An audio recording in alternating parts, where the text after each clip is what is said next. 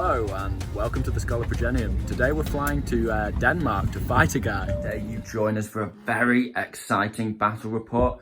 We're in Bo Mortensen's battle bunker here. He's set up a beautiful table and he's going to kick my ass on it with his Gurkhas.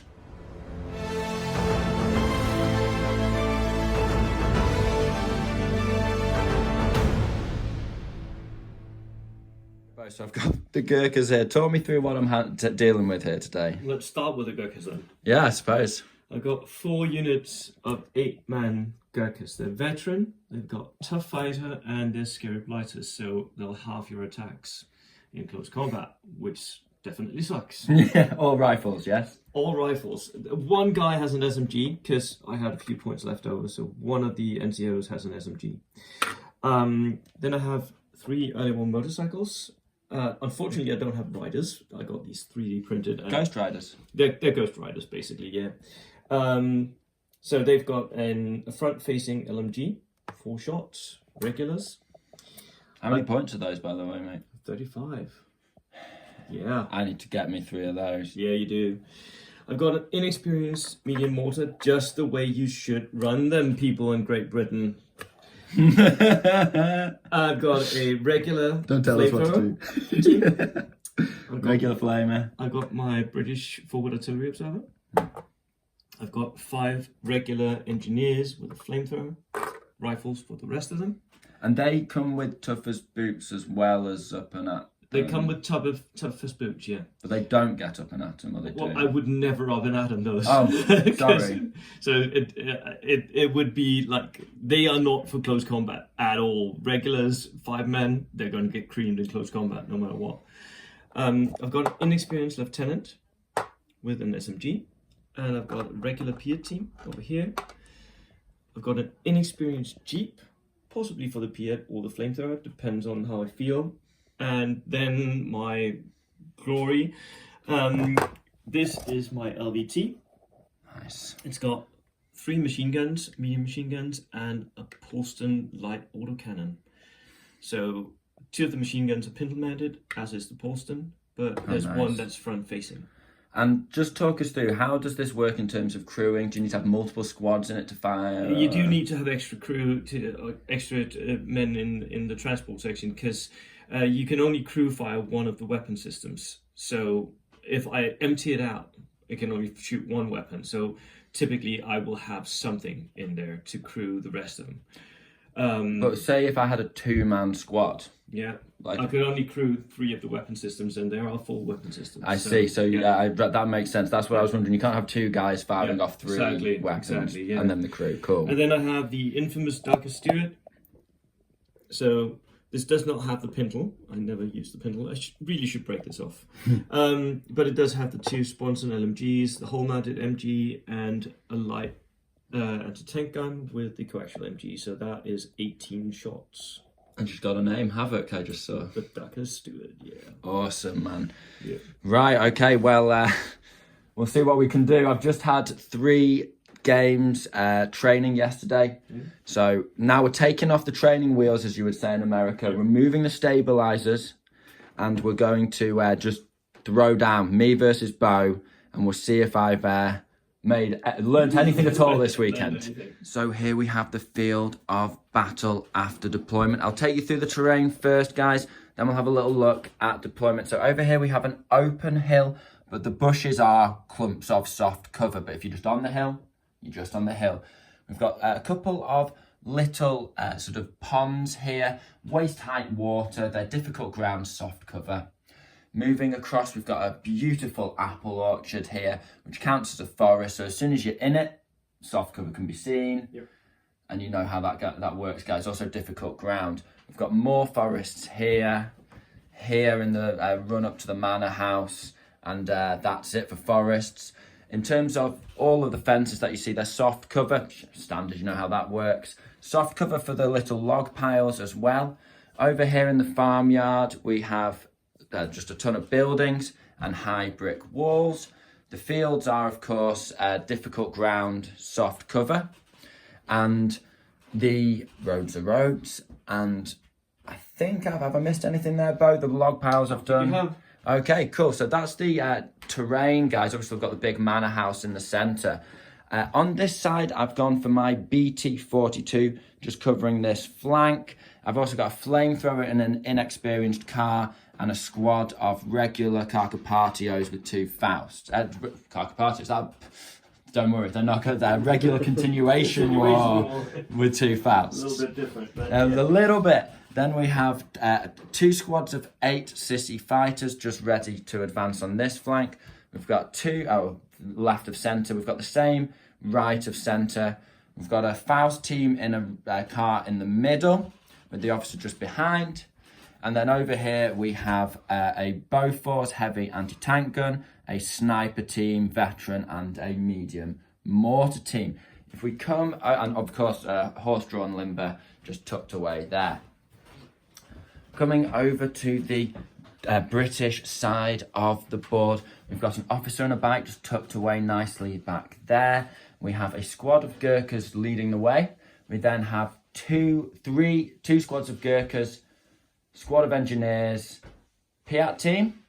Piat team, yeah. In the, I was doing LBT so well. Buffalo. LBT Buffalo. Stuart holding the road in the centre, very nice. Then we also have a squad of Gurkhas on the left of centre of the flank, and they're leading the charge for a flamethrower team in Jeep. We've got another bike, we've got the artillery observer, and we have the inexperienced mortar just tucked away behind the forest there. So we've both, I've spread a little broader than you. You've kind of gone for two castles with an anchor in the middle, and I'm I guess you'll see. We'll be back. We'll get dice in the bag, boys. So we are at the end of turn 1 here. We've had some significant dice already. So Bofors, Bo moved his mortar out to try and bait out my Bofors. I happily took the bait and I killed the mortar. You did. However, then Bo moved his buffalo out from behind the compound. He fired a autocannon and 10 machine gun shots. 10 machine gun shots into my sissy squad. I decided to stay up because he was sending on 5s. Yeah. He got 1 out of the 2 Bofors. No, one Bofors. one Paulson hit. And 7 out of 10, and then he just rolled all 5s and 6s and literally auto wiped a sissy squad with small arms fire. Long time viewers will know, like, I don't think that's happened. Often. Yeah, I don't think that's happened on the channel for sure. Maybe rarely off, at a tournament or something. So that was a heavy situation to bear, certainly. That really freed him up at that point to just sort of pull out. So he's got a squad of Gurkhas across here, not only within a nice little bit of charging range and dominating this objective here, but also just lending a little bit of fleshy armour to the buffalo from any potential cheeky Faust shots. The luck didn't end there though, because then he strafed across into the Flamer car, and this was the last couple of dice. I had to go with my car first, then he got his bike. However, fortunately, that's where it went normal again. Because luck ran out and he got 2 1s on killing the Flamer. So my Flamer squad managed to disembark. The artillery strike also is placed here, so he's ready to just suppress this entire flank, which will essentially, as he's got the centre locked, and he's got fewer units here, and with the Flamer there, he's facing hard counters. Although these are only regulars, although the BT-42 isn't anything massively to write home against, it's kind of exactly medium howitzer will still kill. Yeah, it's exactly the kind of units you don't want to face with a Gurkha squad. So yeah, I think that's good placement. Not going for mass hits, but just trying to pin up what he needs. And then my Shrek hopped out and needed a 5 on his Stuart, got a 4. First shot of the game, I actually could see his buffalo. Popped a shot needing a 5, got a 4. So a couple of, couple close, very close. And then if we come over to this side, Bo's just putting his vehicle, I really like this. He sort of angles his vehicles always. You can almost see this V here. So he's always providing cover from one unit or another if he's not going to fight. It's like, this is what we were talking about in the live stream the other day. The precision of unit placement is absolutely tantamount to getting yourself up to the next level of play. So it's just really, they're not just scattered around. These are all in firing arcs and so on and so forth. I think one good example of precision of unit play, like, is your position of these sissies. Yeah. Because you put them up, which meant that you blocked off your own line of fire with your bow force. By one man, yeah. By one man, Yeah. yeah. So this one guy needed to be a little bit further back. If he'd just been behind the guy with the white hat, Yeah. I'd have been able to fire. That would have been perfect. I actually got the dice to shoot at the buffalo, didn't I? You and did. then that one man meant I was within, I wasn't even blocking, but because I was within an inch, Yeah. I couldn't take the shot, and then all this would have been fine. So you see what I mean by placement. In other news, we've got a ton of units on ambush. Now I'm going to leave this squad on ambush over here. I think they're really nicely placed. Yeah, because that will block my charge towards the continuation Yes, of the guys. exactly. That's why I decided to go up against the fence. I did manage to kill a Gurkha over here, put a pin on. And he's got another squad over there that I can, of course, ambush as well. I've got another squad over here on ambush. They're going to stay tight, just waiting for the Gurkhas to run around the corner, because that is not a nice situation to be in. My sniper's in ambush, and I don't believe he can see anyone. Would we say he's elevated over the orchard? No. No. If he's on top of the hill, would he be elevated over the orchard? No, it's infinite height, isn't it? It is. So he's going to sit tight. However, the squad in the compound, I'm going to try and pop some shots into his Gurkhas here. So I need a 4. Please don't be a 3. Come on. It's That's a a 6. 6. So it'll be 8 shots. It'll be shooting from ambush, so 2s, 3s, 4s. And then can you just measure that for me, Bo, super quick, mate? I think we're inside of 12. Yeah, so it's definitely are. 4s. Yeah, so hard cover, but finish ambush. So that's 3 hits. 1, 2, 3 hits. Not optimized. Well, you never know. We've not rolled the wounds yet, have we? True. No kills. No kills. So It's 10. just going to... I'll take it. One of those first turns where you're on the back foot, but this is what the Finns are actually fine at. They're really good at just fighting, yeah. wriggling and just staying relevant all the way through the game. So we're not in an ideal situation right now. We're basically getting nothing that we want. We're getting none of the hits that we want. Bo's got a couple of really nice ones, but that's bolt action, isn't it? It is. There'll be some stuff where, you know, it's a 6-turn game, right? So we'll be back. Do you want to say any sort of final thoughts on the first turn, Bo? No, I got lucky, especially on killing that one unit of sissies. That I did not think that would happen. I knew I would cripple it a bit.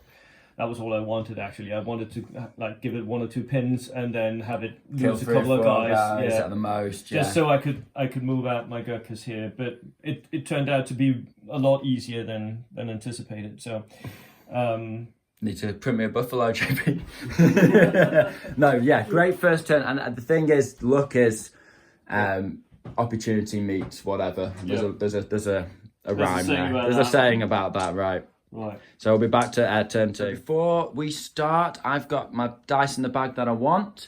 I'm not going to go down with anything. We'll see. Artillery bombardment, does it come in? Ooh, 4+. I'd love a 1. That's a 6. It does.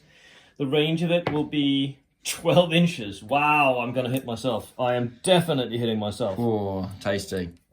Not those guys, though, but everything else in this corner. Are you getting him? Surely not. No, cool. So everything else here. Nice. So our 2 sort of outer units are just dodging that by an inch. Do you want to roll for mine? Yeah, cheers. I appreciate that. So let me go on the Gurkhas. On a 6, I get the 4-inch template. Nope. No, I get pinned. D3 pins. Oh, it's cocked. It's 2 pins. 2 pins. I'll take that. I'm more than happy with that. On your tank. That's a 3. You get 2 pins. Okay. Flamer? Flamer, that is 1. It gets pinned. It gets 2 pins. Okay. And your Continuation. Yeah, pins, and they get 1 pin. Oh, breathe. So that was not as bad as could have been. End of turn 2, and things are going as expected, generally speaking.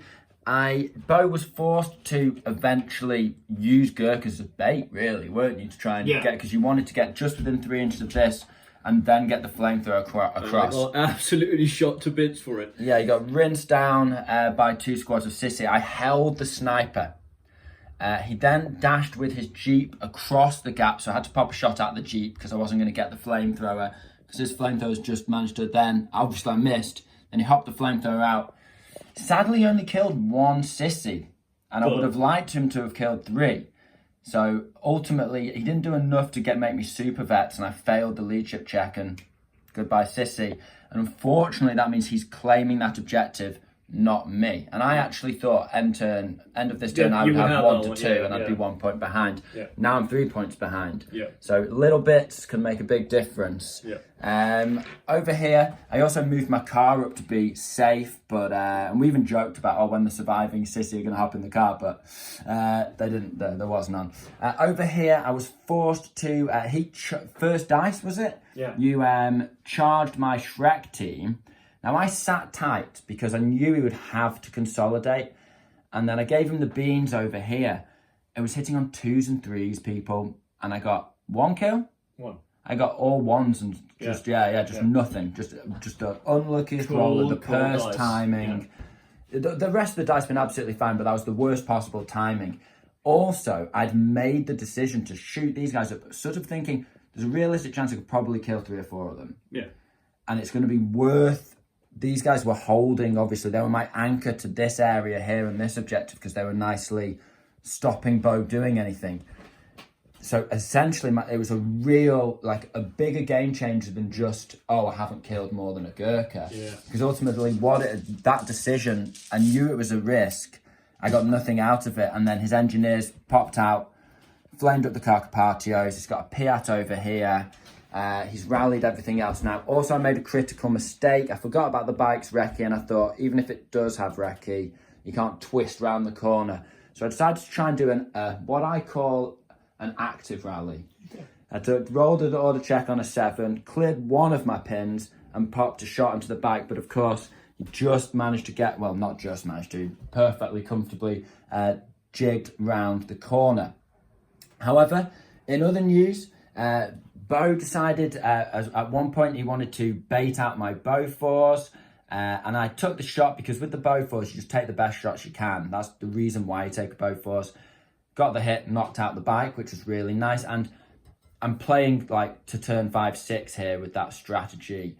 It's because not in this game, but a lot of the time the Finns are playing with 3-4 man squads, but they're winning with those 3-4 man squads, and the last thing a 3 or 4 man squad is a bike driving it to point blank and rinsing them up. So I thought, great kill there. Sadly, Bo has if he wants to kill a squad, he kills a squad, right? So I've got 2 unharmed squads, and I've got 2 entirely deleted squads, which, let me tell you people, I know you've been watching my channel, Bo, that is the way to beat the Finns. You can't be tickling squads. You gotta focus fire half your army on 1 squad, delete it. Yeah, because if you leave them on 4 guys, they're going to be a thorny side for the rest of the game. So really clever play. In terms of strategically, where we're at right now is that I have an extremely solid defense over on this side, and it's really sort of making it hard for Bo to secure this objective. But right now he is scoring it, and of course he has the presence, he has the positioning, because he has pushed up into my lines. I haven't been able to advance to the middle line, and the middle's where you score in this game. And really, if you take a second to look at the bigger picture, he's all over me, like poo on a pig. So thoughts from your side of things? If we can just tactically discuss my baiting your Bofors out for a sec, I think it was a mistake, because you shooting that 1 motorcycle meant that I could push up my Jeep with a flamethrower and did kill that unit, which was what you had contesting there. I think it was more valuable to keep a unit alive than killing my motorbike. So you gave me the opportunity there. If you had not done that, either my Gurkhas would have been completely gone, or that Jeep would have gotten 2 shots from the Bofors as it moved up. I see what you're saying, but I just felt like I had to take the opportunity whilst I had it. I wasn't sure if you were going to move the Jeep even this turn. Yeah. Ultimately, and I had the sniper, and I thought, I've not used all of my ambushes. Yeah. For me, it felt like the right moment for it. But yeah, I think I fully see what you're saying because the bigger threat right now was the flamethrower. Yeah. So we live and learn, eh? We live and learn. So I think, comment down below if you think I'm absolutely throwing this game away. But we're doing the best we can here. So we'll be back at the end of turn 3. And whoa, what a turn, okay? So I locked down this side with ambushing units. I'll probably be popping one of those in a second. Bo did a really nice maneuver here where you charged my officer, killed him, and then you made sure I couldn't get out of the gateway. Yeah. That put me in a real pickle because I wanted to pull these guys up to the wall, contest the objective, but I thought I've got to take the opportunity to shoot these Gurkhas before they just come at me next turn. Now what I've done here in terms of positioning is my nearest to his nearest is actually through terrain. Just in the terrain, So- which means that if I charge, it will be simultaneous combat. Yeah, if he can reach me. If you can even reach me. But unfortunately, the car car is now dead. closer to me, so it Kaput. dies. Bump. That was the decision we had to make. Bo's just made everything is a rock and a hard place in this game, and that's the way to do it. Unfortunately, my BT-42, he passed his pin. He's gained another one since. Yeah. Came around the corner, got a 3 when all I needed was a 4 on a literal. Yeah, there's a lot of clowns in this car. Yeah, Which can't seem to get the for hit. kill. And likewise, this squad, they did an ambush over to here, first dice of the turn to cover these Gurkhas. He did the charge anyway on the officer, and again, I only needed 2s and 3s, and again, I got 1s and 2s, and I killed not a single Gurkha from essentially a point blank finish ambush. People give me strength. So this is really forcing my hand here. I've got to get cooking with the flamethrower. I hopped around the corner. He had an ambush. He blew my loader's head off with the Piat, which is just always fun. I love blowing people up, blowing infantry up. Especially a spring-loaded Piat. Yeah, it's just the best. You can see it coming like slow motion. Yeah. And then I unleashed my flamer, but sadly, because that one pin meant that although the Gurkhas also had ambush, they luckily didn't get anything, but I missed, sadly. So this flank is just not operating, like nothing, no dice. I just cannot get anything on my left flank. Right flank, we're doing stuff, we're doing what we should be doing, and we're, ultimately getting some kills here and there, forcing his flamethrower, his car, loads of stuff to come over this way, where he already has dominance. But there's no way I'm catching up on the points now. So he's on 6 points because he holds the objectives. I'm on no points. Now, this is almost vindictive, but I am actually going, now that flamethrower's run away, I'm going to try and activate my sniper. Of course. I've already killed the NCO, so this is just shooting Gurkhas. No, I've got to roll to activate first, haven't I? True. So, no, failed, and then... Bofors? Ooh, he's staying. That can clear the unit, actually. And the Stuart can just whiz round the corner and get me then. But again... You might draw the first dice next turn. Get him back on that. I mean... Optimistic. Right now, I'll have 5 points, but if I get that objective, I'll have 6 points. So it's like... I'm going to go for it, man. Yeah. I'm going to go for it. We've got to get plus. some... He's not That's firing. So, end of turn 4, was it, Bo? Yeah. And you know what? I'm happy. In fact, I've got a big old grin on my face. Despite... After what's just happened. Yeah. So, this squad here, of course, Bo had his Gurkha unit here. Now, I wanted to put these on ambush, ready to advance these guys towards an objective, because I knew he'd come charge back at me. I went down, I failed it on an 11. However, forge ahead. So these guys still did what they wanted to do and advanced up into the tree line. Again, so that I wouldn't, I put them on ambush, and I wouldn't give cover to him, but knowing he would be able to charge me because I've got my toe out of the dents. So that was a setup. We'll come back to that. In other news, the BT got a hit on a 3. He got a pen. He set you on fire with 2 pins for everybody, but you put the fire out, which is reasonable enough on 2 pins. No, no worries there. But very happy step in the right direction. As we can see, Bo sort of just repositioning, holding this objective over here. However, he had dashed his flamer over here, which you might remember because I had my sniper continuously on ambush, and it had done its job, cleared here, and allowed the Gurkhas to claim the objective. My sniper's been plinking away, not achieved much. My bow has popped some shots, and I got a 1 on a 2 on the Stuart, just when I didn't need it. And your Stuart had put the pin on these guys and killed them, which is what forced them down. So that Stuart literally did what it needed to do. Despite him only getting 1 kill with the Stuart, although you did split your fire, you did shoot at the sniper, which was 6s followed by 6s. I didn't go down. Then we come to the end of the turn. Bo uses his flamer to try and clear my only ambush, because remember, these guys went down, so I only had 1 ambush against the Gurkhas. You know, if I don't kill the flamer, I'm not going to get ambushed. The Gurkhas anyway, they're not going to be there. So I rinsed the flamer, and obviously, no worries, he died.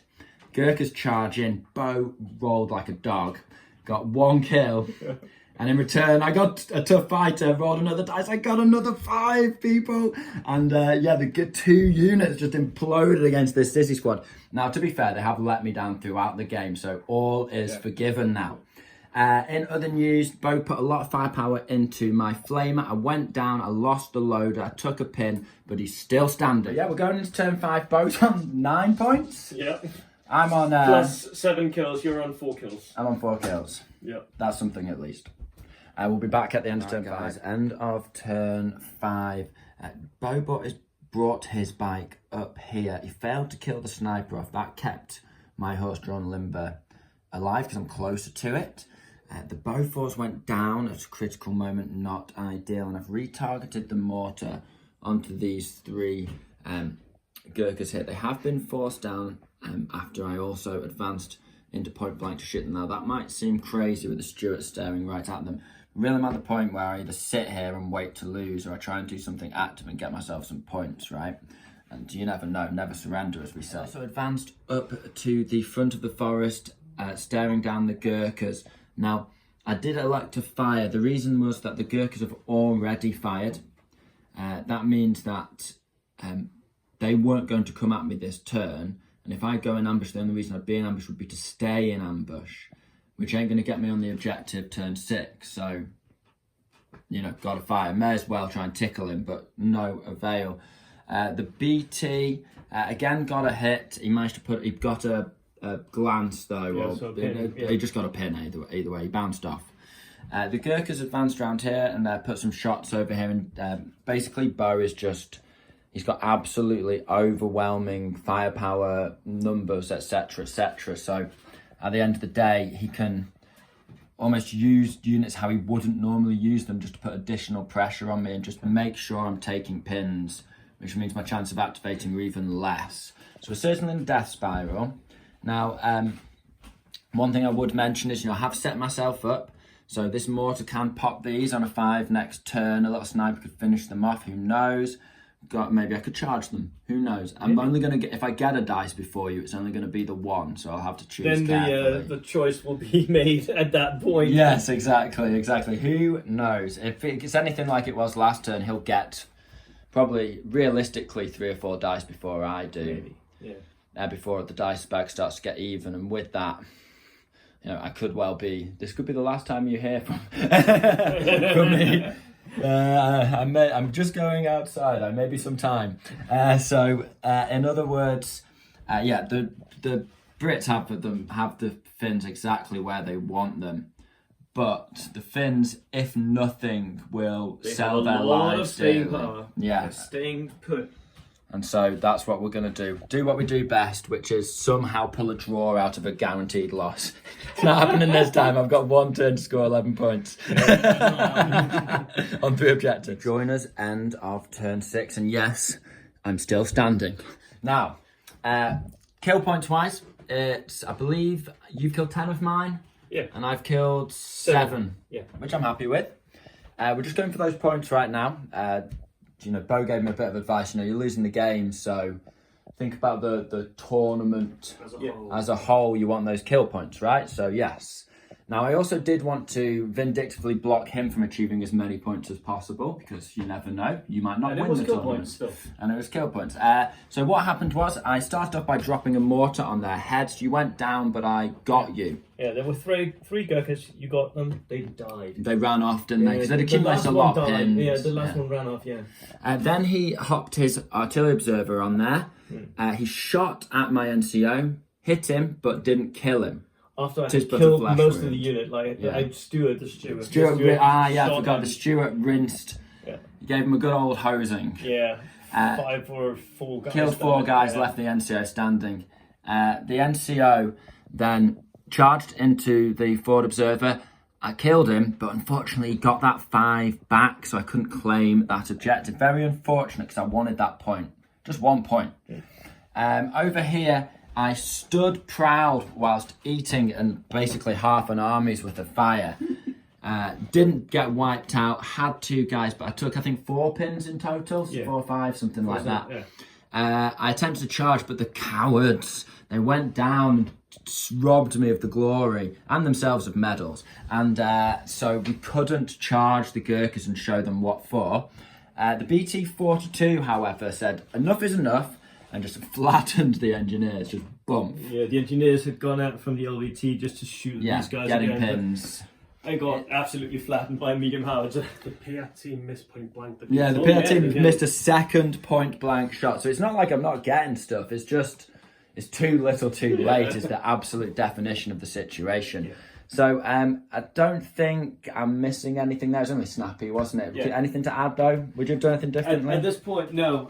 The final dice of the game was me waiting on you to see if you would do something with your horse drawn limber. If you had moved that first, I would have shot something else, driven as close to as I could, shot something else.